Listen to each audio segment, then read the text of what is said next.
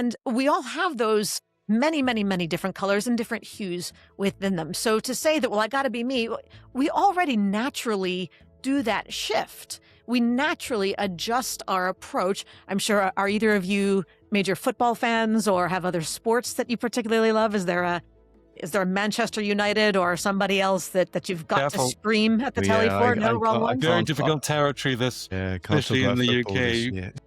All right. So I take that as a yes. That's an yes. important part. Okay. Exactly. So everyone's got their team. And when you're watching the game and they're having a terrible day and the calls from the officials are going against them and they're unjust calls, I'm guessing there are some language that might come out of you or might come out of your listeners that you might not use in business meetings. Would that be a fair assumption? Right, for sure. So we'll call that your, whatever is the color of your team of choice. Purple.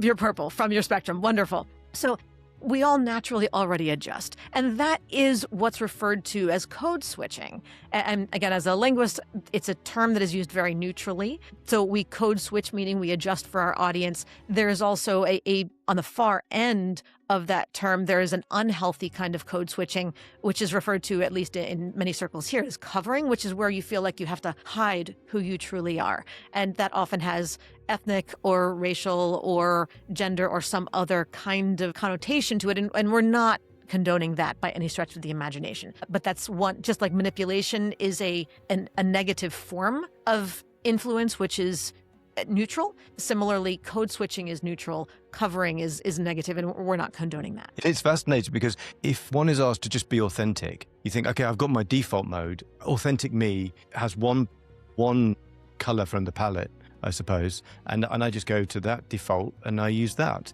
And what I'm hearing you say is actually, no, you can be authentic, but be aware that you've got a much larger palette to choose from, depending on your message, your audience, the context, how you are in that day, and so on and so on. Am I understanding that correctly? 100%.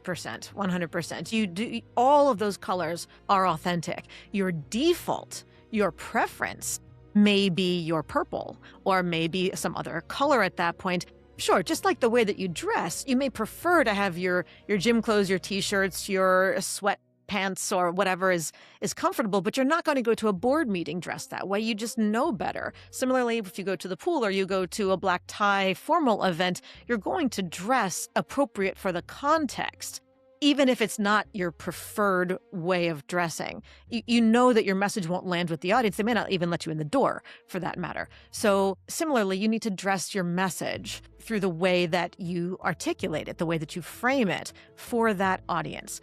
And just because it's not your preference, okay, doesn't mean it's inauthentic. That's an important distinction to make.